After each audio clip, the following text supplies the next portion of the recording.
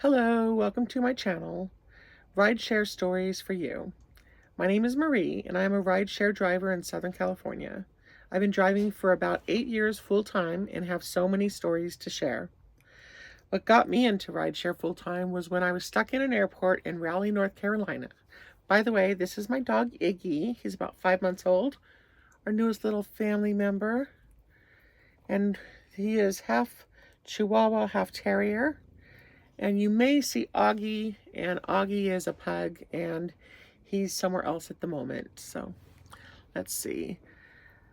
When I was stuck in an airport in Raleigh, North Carolina, the flight I was waiting on had technical difficulties, and I was directed to a line to get set up in a hotel room and then a flight the next day. While in this line, a gentleman noticed that we were on the same flight in the morning, and he said to me, "Do you want to lift with me in the morning?" I had never heard of Lyft and didn't quite know what he was asking. I looked at the female standing behind him and asked her what he meant. She said, "Oh, it's safe. It's like Uber." I didn't know what Uber or Lyft was, but I told him I'd meet him in the lobby the next morning. When I met up with him, he was looking at his phone and I was asking him questions about what was going on. Once I realized it was an average person driving their own car and getting to be paid to drive us to the airport, I thought immediately, this is the job for me. I've always been a people person with the gift of gab and just generally can get along with anyone. I just felt this would be so much fun to meet others and get to talk to them and just drive around with them all day. Once I was back in Southern California, I decided to download the apps and apply to be a driver. I didn't realize how quickly you can start driving once you start the process.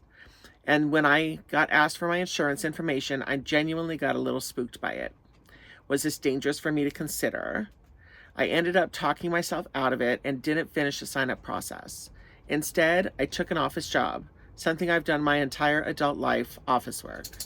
For the following year, I worked at a job that I enjoyed, but it didn't appeal to me as much as the idea of being my own boss in my own car and taking control of my daily life. It all came to a head when I wanted to take a day off to take my son out for dinner on his 21st birthday. I was denied the time off, even half a day to try getting ahead of the traffic. I wasn't thrilled about that. I ended up taking my son to brunch on the following Sunday. Not ideal, but it is what it is. About a week later, I was asked to pick up parts for the boss. The trip was made at the end of the day, and with traffic, I ended up back at the office about an hour after my shift ended. When payday showed up, I noticed I did not get paid for the hour overtime, and I mentioned it to HR.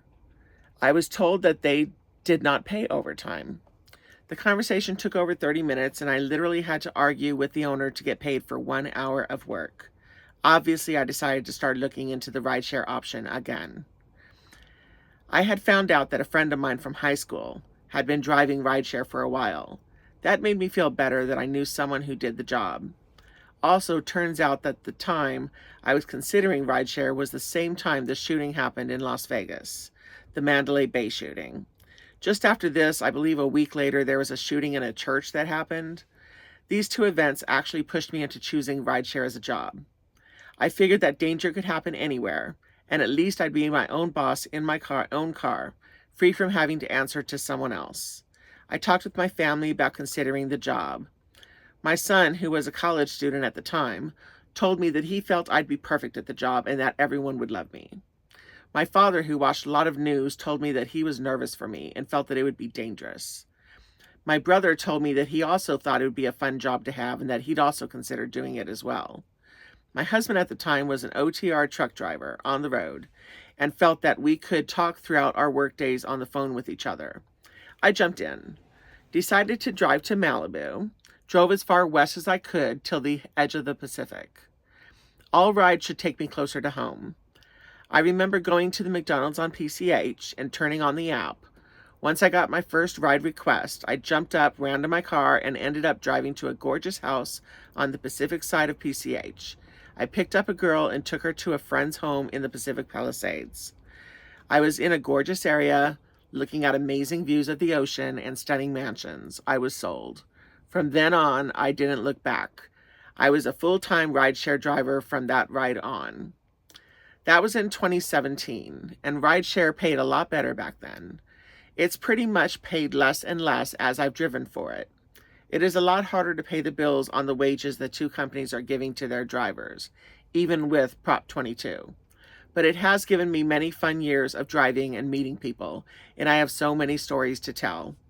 Those stories will be the focus of this YouTube channel. I hope you enjoy them. Please subscribe to my channel and like my videos. Your comments will be fun to read and possibly trigger more memories of rides I've taken. Thank you for visiting my channel and watching this video. I'll post stories a few times a week. I would love your support. I'd love hearing your stories as well. Thank you so much.